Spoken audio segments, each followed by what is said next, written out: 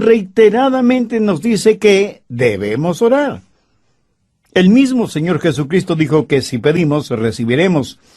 Y Santiago nos dice que no tenemos porque, pues simplemente porque no pedimos. Y cualquier fracaso en nuestra vida es, sobre todas las cosas, un fracaso en nuestra vida de oración. Y aún los pecados en nuestra vida pudieron haber sido evitados si hubiéramos tenido una genuina vida de oración. Por eso digo que necesitamos aprender a orar. Y ese es el tema que veremos en la epístola de Santiago, la oración victoriosa. Veremos primero la presunción de la oración no ofrecida. Segundo, el problema de la oración inaceptable. Y tercero, los principios de la oración innegable. Bien, primero, la presunción de la oración no ofrecida. Al final de los dos primeros versos del capítulo 4, Santiago hace énfasis en no tenéis lo que deseáis, porque no pedís. Esta es la presunción de la oración ofrecida. Dios quiere bendecirnos. Dios quiere darnos lo que necesitamos, pero nosotros somos tan presumidos, tan arrogantes, tan autosuficientes, que tratamos de hacerlo todo en nuestra propia fortaleza, tratando de lograr con nuestros propios métodos todo lo que necesitamos. ¿Sabe lo que pasa en nuestras ciudades, en nuestras iglesias, en nuestros hogares? Que ya no se practica la oración ferviente. Parece que nos hemos olvidado que no hay problemas que no se puedan resolver mediante la oración. No hay problemas demasiado grandes para solucionarlos, solo gente demasiado pequeña para resolverlos. Cuando empecemos a orar de nuevo, a buscar el rostro de Dios, a humillarnos delante de Dios, tendremos paz en nuestro corazón, porque Dios quiere bendecirnos por medio de la oración. Pero en vez de orar, ¿qué es lo que hacemos? Más armas de guerra, más drogas alucinógenas, más asesinatos de los bebés en los vientres de sus madres, más conflictos en el hogar, en la nación, en el mundo, más odio, más violencia, más de todo lo negativo, y menos, cada vez muchísimo menos, el buscar a Dios, el ser protectores de la paz. Un pequeñito un día estaba tratando de mover una enorme piedra que había en el patio de su casa, y con todas sus fuerzas empujaba y empujaba, y la piedra no se movía ni un milímetro. El pobre niño estaba sudando. Sus pequeños músculos en sus bracitos ya estaban cansados. Su padre, que le estaba mirando, le preguntó: «Hijo, ¿estás utilizando todas tus fuerzas?»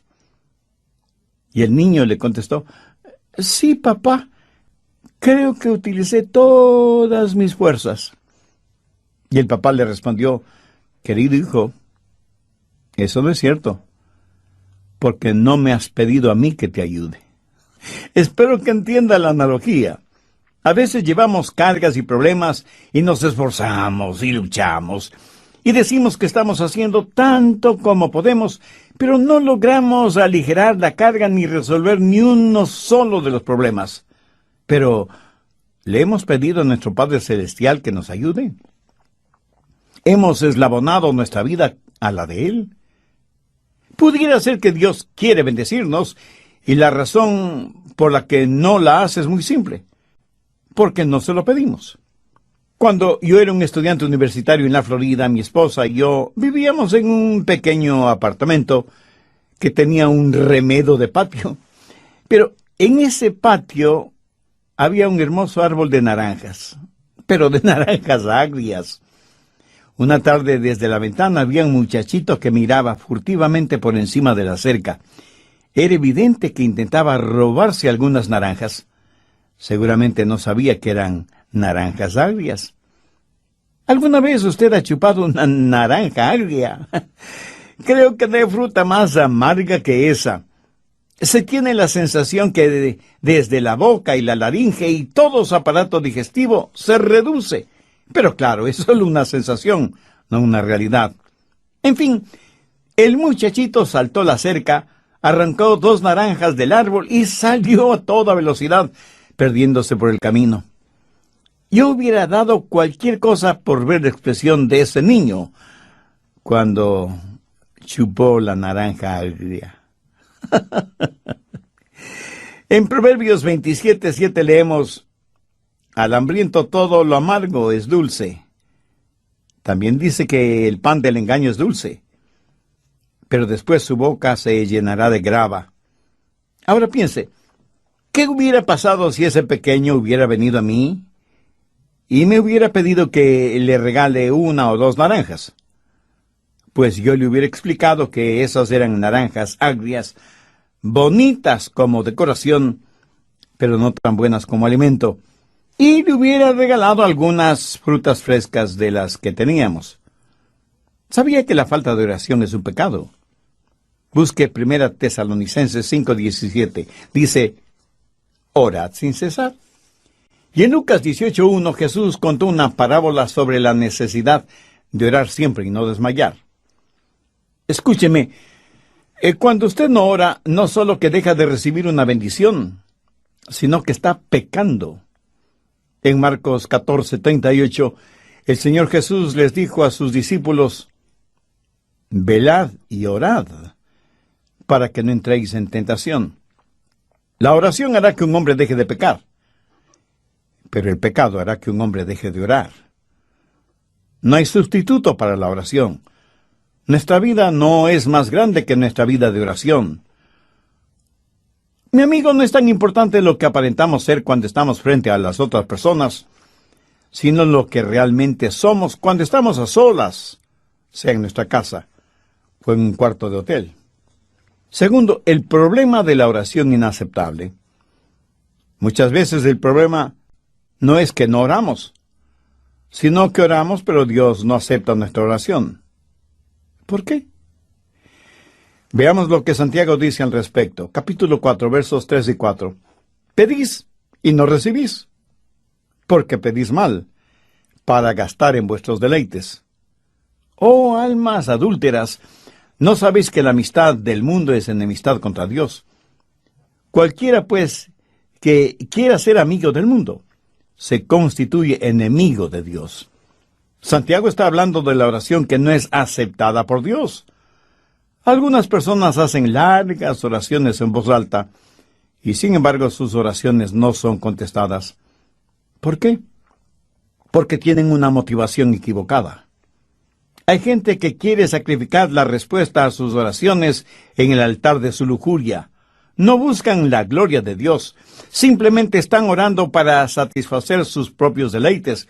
Su motivación es egoísta y por lo tanto básicamente pecaminosa, y Dios jamás va a respaldar nuestra egolatría. Pero ¿de qué está hablando Santiago en el verso 4? Bien, escúcheme atentamente. Cuando usted y yo creímos en Jesús y fuimos salvos, cuando nacimos de nuevo y pasamos a ser parte de la iglesia, la novia de Cristo, comenzamos una relación íntima con Él. Él es el novio, la iglesia es su novia, y así como la novia debe ser casta y pura y separada para darse únicamente al novio, así la iglesia debe pertenecer a Jesucristo y guardarse únicamente para Él. Espero que comprenda esto muy claramente. Pero entonces aparece otro pretendiente de la novia, que es el mundo. Y el mundo es como un hombre intrigante, confabulador, pervertido, adúltero, que trata de seducir a la novia del Señor Jesucristo. La Biblia dice que cuando nos separamos de Jesús y tenemos amistad con el mundo, cometemos adulterio espiritual. Dios nunca aprobará ni menos bendecirá nuestra relación adúltera con el mundo. Los miembros de la iglesia de Corinto cometían toda clase de inmoralidades en el seno de la iglesia, y porque las inmoralidades eran entre ellos en la iglesia, creían que no habían pecado. Así que el apóstol Pablo tuvo que escribirles muy fuertemente, ejercitando disciplina espiritual. Cuando cometemos adulterio espiritual, no estamos interesados en la gloria de Dios, sino en complacer nuestras propias concupiscencias. Muchas oraciones suenan francamente mundanas, Y su motivación básica es la autosatisfacción, el tener más cosas, el hacer más de lo que a mí me complace, el gozar de placeres a plenitud. Santiago dice que no recibimos porque pedimos mal, y lo que pedimos es para nuestro propio deleite. Por eso nuestra oración se vuelve inaceptable delante de Dios. Y alguien dirá, bueno, yo pensé que podía pedir a Dios por mis necesidades. Por supuesto que puede hacerlo. Dios suplirá sus necesidades de acuerdo a sus riquezas en gloria por medio del Señor Jesucristo.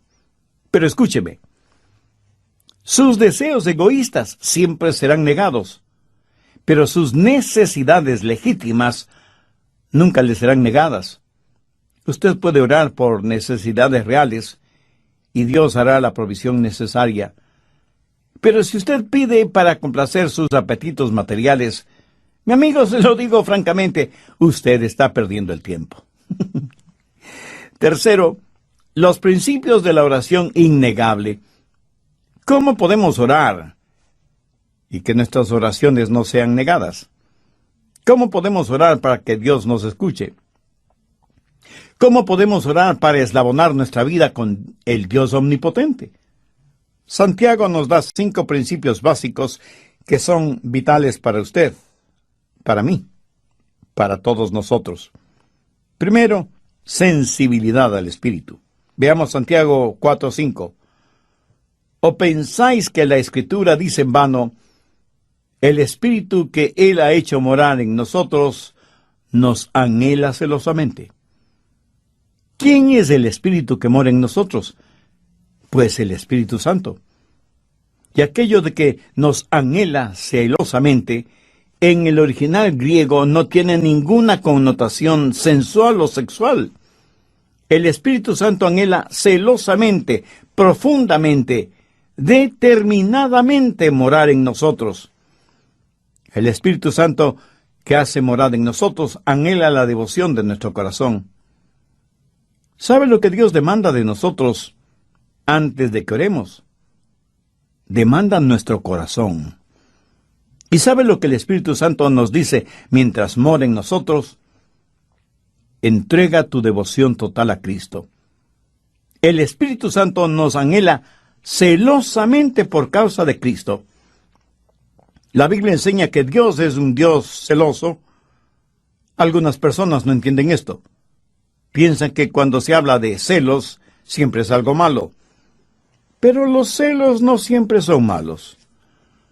Cuando usted o yo somos celosos de nuestras obligaciones, estamos hablando de tener la virtud de la responsabilidad y la cumplimos a cabalidad, celosamente, si se quiere. Muchas veces somos celosos cuando no debemos serlo. Por ejemplo, un músico o un pintor no tiene ninguna razón de tener celos de otros músicos o pintores, porque ni la música ni la pintura son de su exclusiva propiedad. Un atleta no debería tener celos de otro atleta, porque él no tiene patente sobre el atletismo. Un pastor no debería tener celos de otro pastor, porque la palabra de Dios no le fue entregada únicamente a él. Aunque debo reconocer que algunos pseudopastores o profetas o apóstoles actúan como si Dios tuviera contacto única y exclusivamente con ellos. ¡Qué orgullo! ¿No le parece? Y aunque en el mundo hay miles y miles de predicadores, hay un solo Dios, y ese único Dios es omnisciente, omnipresente y omnipotente. Dios es un Dios celoso. Es el Dios que no quiere un lugarcito, ni quiere ser prominente en su vida. Él demanda ser preeminente. La Biblia dice que en todas las cosas Jesús debe ser preeminente. Y el Espíritu Santo que nos ha sido dado por Dios está constantemente diciéndonos que en nuestro corazón y en nuestra vida, Jesús debe ser Señor. ¿Quiere que sus oraciones sean contestadas? Entonces tiene que ser sensible, sensitivo al Espíritu Santo que mora en usted. Esto es lo que la Biblia llama orar en el Espíritu. Verá, oramos en el Espíritu, no por medio del Señor Jesucristo a Dios el Padre. El Espíritu Santo quiere pensar a través de nuestra mente, quiere sentir a través de nuestro corazón, quiere expresarse a través de nuestros labios, quiere llorar a través de nuestros ojos, quiere gemir a través de nuestro espíritu en oración. Por eso debemos estar orando siempre en el Espíritu, con toda súplica y ruego. Santiago dice que primero debemos ser sensibles al Espíritu, porque es el Espíritu Santo quien nos enseña a orar. Por nosotros mismos no sabemos cómo orar, pero el Espíritu intercede por nosotros con gemidos que no pueden describirse. Cuando usted ora solo en su mente, o sea, intelectualmente, no se sorprenda de que sus oraciones no sean contestadas. Segundo, debe haber sumisión al Padre. Veamos los versos 6 y 7. Pero Él da mayor gracia. Por esto dice, Dios resiste a los soberbios y da gracia a los humildes. Someteos, pues, a Dios. Por favor, subraye esas últimas 4 palabras. Someteos, pues, a Dios. Ninguna oración será contestada hasta cuando no se haya sometido a Dios. Y el Espíritu Santo nos hace sensitivos a esta realidad. Y en este asunto, el Espíritu Santo es absolutamente celoso. ¿Sabe que Dios le ama con un amor celoso? O sea, con un amor que realmente se preocupa por usted. ¿Tiene usted esa clase de amor por Dios? Debemos someternos a Dios. ¿Sabe por qué muchas veces nuestras oraciones no son contestadas? Porque decimos, no tu voluntad, sino la mía sea hecha. Permítame decirle algo. La oración no es un ejercicio espiritual por medio del cual usted convence a Dios para que Él haga lo que no quiere hacer. No es el tratar de torcer la voluntad de Dios para que esté de acuerdo a la suya. Orar es saber la voluntad de Dios y hacerla. Por eso cuando nos acercamos a Dios, siempre debe ser diciendo, Padre nuestro que estás en los cielos, santificado sea tu nombre, venga tu reino, hágase tu voluntad. ¿Saben dónde se metió el hombre en problemas? En el jardín del Edén, cuando el primer Adán dijo, no tu voluntad, sino la mía sea hecha. Pero gracias a Dios por el segundo Adán, el Señor Jesucristo, quien oró en otro jardín, el de Getsemaní, y dijo, no mi voluntad, sino la tuya sea hecha. Y esa es la clase de oración que será contestada. Cuando nos acercamos a Dios, sometiendo nuestra voluntad a la voluntad del Padre, nuestra oración será contestada. ¿Está usted sometido a la voluntad del Padre? Esta es la confianza que tenemos en Él, que si pedimos de acuerdo a su voluntad, Él nos escuchará y nos contestará. Nuestro mayor problema es que somos tan testarudos, tan orgullosos, tan arrogantes que venimos a la presencia de Dios, pavoneándonos delante de Él como si estuviéramos haciéndole a Él un favor. No en vano nuestra oración no es contestada. Someteos, pues, a Dios. Mi amigo, mi amiga, ¿se ha sometido usted a Dios? ¿Busca hacer la voluntad de Dios o quiere seguir haciendo su propia voluntad? ¿Ama y se deleita en hacer la voluntad de Dios o considera que la voluntad de Dios es una muy pesada carga? Si usted no busca el hacer la voluntad de Dios, escúcheme, pierde el tiempo orando a Dios. La oración no es para los rebeldes. Santiago dice que no tenemos porque no pedimos y que cuando pedimos, pedimos mal. Sométase pues a Dios. Cuando comenzamos a tomar en serio el señorío de Cristo, le puedo asegurar que nuestra oración será contestada. Tal vez no exactamente como nosotros quisiéramos, pero será contestada. Y recuerde que aún un no es una respuesta válida. Tercero, debemos resistir al diablo. Nuevamente, leamos el verso 7. Someteos pues a Dios, resistid al diablo, y huirá de vosotros. ¿Alguna vez ha pensado en el diablo huyendo de usted? Para la mayoría de nosotros, esa sola idea nos parece risible o ridícula. Lo máximo que esperamos es que el diablo no nos moleste, que nos deje tranquilos, aunque sea solo por un tiempito. Pero escuchemos algunas palabras de Jesús. Os doy autoridad sobre todo poder del enemigo. Mayor es el que está en ustedes que el que está en el mundo. La clave de la oración poderosa, aquella que no le será negada, es cuando ora, sepa que entra en una batalla contra el diablo. Porque la oración es la mayoría de las veces una batalla. La Biblia dice que debemos ponernos toda la armadura de Dios para poder resistir los ataques del enemigo. Ahora, tome nota de lo que dice Efesios 6:18, orando en todo tiempo con toda oración y súplica en el Espíritu, y velando en ellos con perseverancia y súplica por todos los santos. ¿Lo ve? La oración es una batalla. Cuando nos ponemos la armadura de Dios, nos estamos preparando para la batalla. El diablo, aunque invisible, es un enemigo real, un enemigo incansable, un enemigo siniestro, un enemigo malévolo que nos odia profundamente porque hemos sido rescatados, redimidos, perdonados y salvados por el Señor Jesucristo. Adoramos al único Dios verdadero, y eso es un tormento para Satanás, porque él siempre quiso y quiere ser adorado, porque quiere ser como Dios mismo. Ahora, como hijo o hija de Dios, usted no debe ser vanidoso, orgulloso o jactancioso al respecto. No es porque usted es importante en sus propios méritos que el diablo le odia. Recuerde que primordialmente el diablo odia a Dios. Y toda persona malvada siempre ha sabido que si usted no puede hacer daño a un individuo personalmente, entonces buscará hacer daño a alguien que esa persona ama profundamente. El diablo hace la guerra contra usted porque es la única forma que tiene de hacer la guerra contra Dios. Porque el diablo sabe, y anhelo que usted lo sepa con absoluta seguridad, que Dios le ama a usted profundamente, mucho más allá de lo que usted podría comprender. ¿Y la guerra de Dios es contra el diablo? ¿Se ha preguntado alguna vez cómo Dios ganará esa guerra? Escúcheme atentamente, porque voy a revelarle un gran secreto.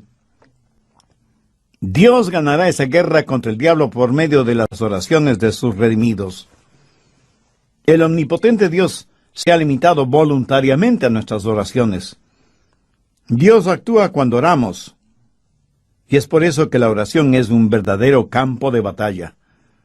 El diablo se ríe de nuestros programas, de nuestras organizaciones, de nuestros edificios. Pero tiembla cuando oramos. Y hará no solamente lo posible, sino hasta lo imposible, para evitar que seamos hombres y mujeres de oración. Es más, el diablo hasta podría animarle a que asista a la iglesia y lea la Biblia, si con eso puede evitar que usted ore. Si usted no tiene tiempo de ir a la iglesia y por alguna razón lógica tiene que quedarse en casa, aproveche esa oportunidad para orar. Pero si puede ir a la iglesia y adorar a Dios y tener comunión con los hermanos y escuchar el mensaje de la palabra de Dios y orar, eso es mucho, mucho mejor.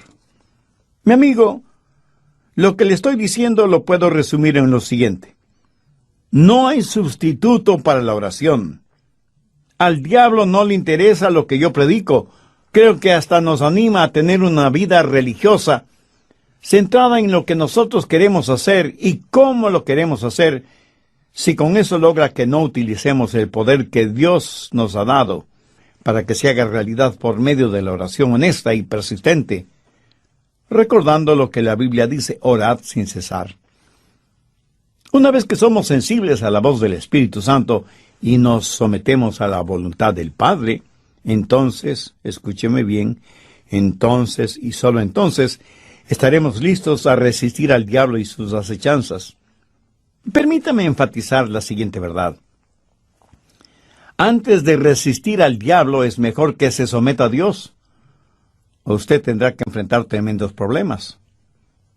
Pero cuando se somete a Dios y tiene celo por su causa, y Jesucristo es su Salvador y Señor, entonces usted podrá repudiar los ataques del diablo, podrá resistir sus embates, podrá sacarle de su propiedad espiritual porque usted le pertenece al Padre. En el nombre de Jesucristo y en el poder de su sangre, saque a Satanás de su vida. Y el diablo huirá de usted, porque usted es un hombre poderoso o una mujer poderosa en la oración. Cuarto, debemos separarnos del mundo. Santiago 4:8 dice, acercaos a Dios, y Él se acercará a vosotros. Pecadores, limpiad las manos, y vosotros los de doble ánimo, purificad vuestros corazones. Aquí el apóstol está hablando del principio de la separación del mundo, y será imposible que usted trate de separarse del mundo sin haber resistido al diablo.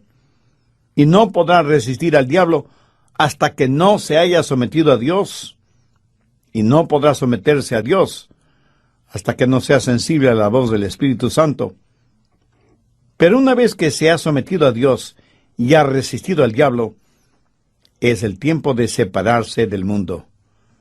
Verá, no es que si usted limpia su vida, Dios le aceptará. Nadie puede limpiar la vida hasta que venga Dios, hasta que haya repudiado al diablo. Hasta ese momento, usted nunca tendrá la victoria sobre el mundo. Entonces, ¿qué es lo que Santiago está diciendo?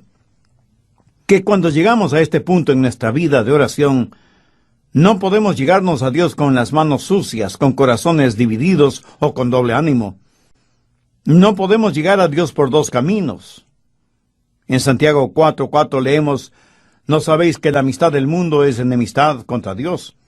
Cualquiera pues que quiera ser amigo del mundo, se constituye enemigo de Dios. Dios nos salvó y cubrió este mundo con la sangre de su unigénito Hijo, para que nosotros sirvamos al diablo. ¿Hay en su vida algún pecado del cual no se ha arrepentido? ¿Tiene algún mal hábito, alguna actitud negativa, algún resentimiento o enojo contra alguien? Entonces, deseche todas esas cosas de su corazón, de su mente, de su vida. Otra vez las palabras de Santiago. Pecadores, limpiad las manos, y vosotros los de doble ánimo, purificad vuestros corazones. Recuerda lo que el mismo apóstol Santiago dijo en el capítulo 1, verso 8. El hombre de doble ánimo es inconstante en todos sus caminos. Ningún inconstante recibirá nada del Señor. Ahora, ¿está usted dispuesto a soltar el mundo y aferrarse a Dios con sus dos manos? Lo podrá hacer cuando conozca el poder de la oración. Si hay algo que Dios no lo tolera, es una relación tibia, una oración tibia, una vida cristiana neutral. Busque a Dios con todo su corazón y lo va a encontrar. Debe separarse del mundo. Mire lo que dice el Salmo 66:18. Si en mi corazón hubiese yo mirado la iniquidad, el Señor no me habría escuchado. En muchas de nuestras oraciones simplemente decimos, Señor, bendíceme de todas maneras. No voy a arrepentirme de mis pecados. No voy a dejar las cosas del mundo que me atraen. No las quiero dejar, al menos por ahora. Pero, Señor, bendíceme de todas maneras. Escuche y contesta mi oración. Si esa es su manera de orar, Dios no le va a contestar, se lo aseguro. ¿Qué es lo que dijo el salmista? Si en mi corazón hubiese yo mirado la iniquidad, el Señor no me habría escuchado. Eso no significa si es que he pecado, porque la Biblia dice que todos hemos pecado. También dice que todos tenemos iniquidad en nuestro corazón. Todos tenemos nuestros pecados favoritos, bien escondidos en nuestro corazón. Hasta podemos pensar que son pecados inofensivos, y sin embargo, nos acercamos a Dios cuando estamos enfrentando algún problema, alguna desilusión, y le pedimos ayuda, sabiendo que tenemos unos cuantos pecados escondidos en nuestro corazón. ¿Cree que Dios escuchará nuestra petición? ¿Cree que Dios contestará nuestra oración cuando nos estamos acercando a Él con manos sucias, impuros y con doblez en nuestro corazón? Mi amigo, debe haber arrepentimiento. Debe haber el abandonar el pecado, cualquiera que sea ese pecado. Si en mi corazón hubiese yo mirado la iniquidad, el Señor no me habría escuchado. Dios no puede bendecir. Dios no puede honrar nuestras oraciones si hay pecado en nuestras vidas. Pecadores, limpiad las manos, y vosotros los de doble ánimo, purificad vuestros corazones. Quinto, la sobriedad de nuestro propósito. Santiago 4, desde el verso 9 dice, afligíos y lamentad y llorad. Vuestra risa se convierte en lloro y vuestro gozo en tristeza. Humillaos delante del Señor y Él os exaltará.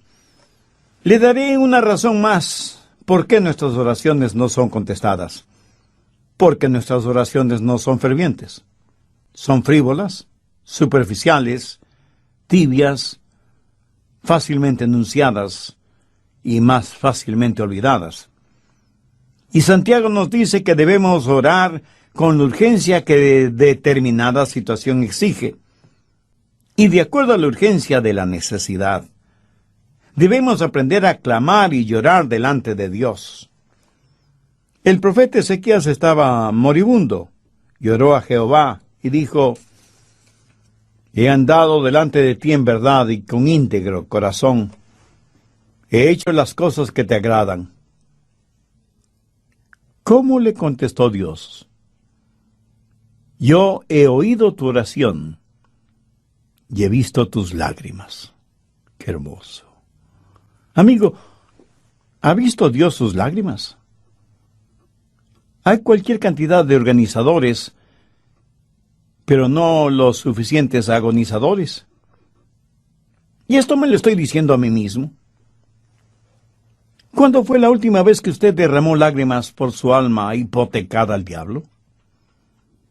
¿Cuándo fue la última vez que usted oró antes de comer? ¿Cuándo fue la última vez que pasó un considerable tiempo en ayuno y oración? ¿Ha habido alguna noche en la cual usted agonizó en oración por la salud física o espiritual de su cónyuge, o de sus hijos, o de sus familiares, o de sus amigos? ¿Cuándo fue la última vez que usted le dijo a Dios, Dios, no te dejaré ir hasta que me bendigas? ¿No cree que ya es tiempo de pedirle perdón a Dios por nuestras oraciones insustanciales, fáciles, débiles, egocéntricas?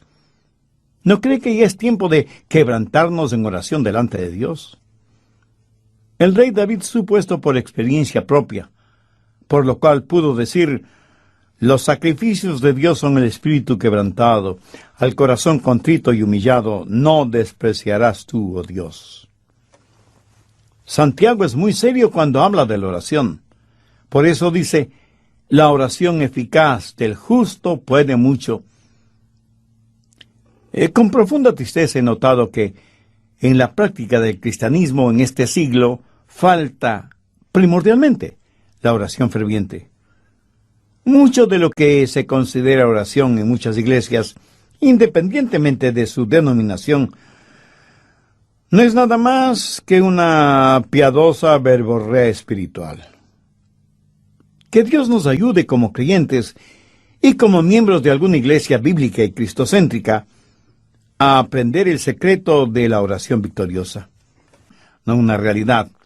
En fin, el muchachito saltó la cerca, arrancó 2 naranjas del árbol y salió a toda velocidad, perdiéndose por el camino. Yo hubiera dado cualquier cosa por ver la expresión de ese niño cuando chupó la naranja agria. En Proverbios 27:7 leemos en Marcos 14:38, El Señor Jesús les dijo a sus discípulos: velad y orad, para que no entréis en tentación. La oración hará que un hombre deje de pecar, pero el pecado hará que un hombre deje de orar. No hay sustituto para la oración. Nuestra vida no es más grande que nuestra vida de oración.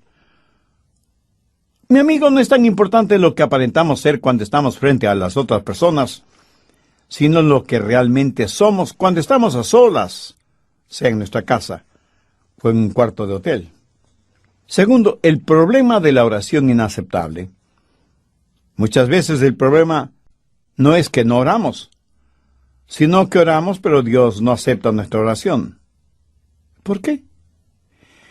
Veamos lo que Santiago dice al respecto. Capítulo 4, versos 3 y 4. Pedís y no recibís, porque pedís mal, para gastar en vuestros deleites. Oh, almas adúlteras, ¿no sabéis que la amistad del mundo es enemistad contra Dios? Cualquiera, pues, que quiera ser amigo del mundo, se constituye enemigo de Dios. Santiago está hablando de la oración que no es aceptada por Dios. Algunas personas hacen largas oraciones en voz alta, y sin embargo sus oraciones no son contestadas. ¿Por qué? Porque tienen una motivación equivocada. Hay gente que quiere sacrificar la respuesta a sus oraciones en el altar de su lujuria. No buscan la gloria de Dios, simplemente están orando para satisfacer sus propios deleites. Su motivación es egoísta y por lo tanto básicamente pecaminosa, y Dios jamás va a respaldar nuestra egolatría. ¿Pero de qué está hablando Santiago en el verso 4? Bien, escúcheme atentamente. Cuando usted y yo creímos en Jesús y fuimos salvos, cuando nacimos de nuevo y pasamos a ser parte de la iglesia, la novia de Cristo, comenzamos una relación íntima con Él. Él es el novio, la iglesia es su novia, y así como la novia debe ser casta y pura y separada para darse únicamente al novio, así la iglesia debe pertenecer a Jesucristo y guardarse únicamente para Él. Espero que comprenda esto muy claramente. Pero entonces aparece otro pretendiente de la novia, que es el mundo. Y el mundo es como un hombre intrigante, confabulador, pervertido, adúltero, que trata de seducir a la novia del Señor Jesucristo. La Biblia dice que cuando nos separamos de Jesús y tenemos amistad con el mundo, cometemos adulterio espiritual. Dios nunca aprobará ni menos bendecirá nuestra relación adúltera con el mundo. Los miembros de la iglesia de Corinto cometían toda clase de inmoralidades en el seno de la iglesia, y porque las inmoralidades eran entre ellos en la iglesia, creían que no habían pecado. Así que el apóstol Pablo tuvo que escribirles muy fuertemente, ejercitando disciplina espiritual. Cuando cometemos adulterio espiritual,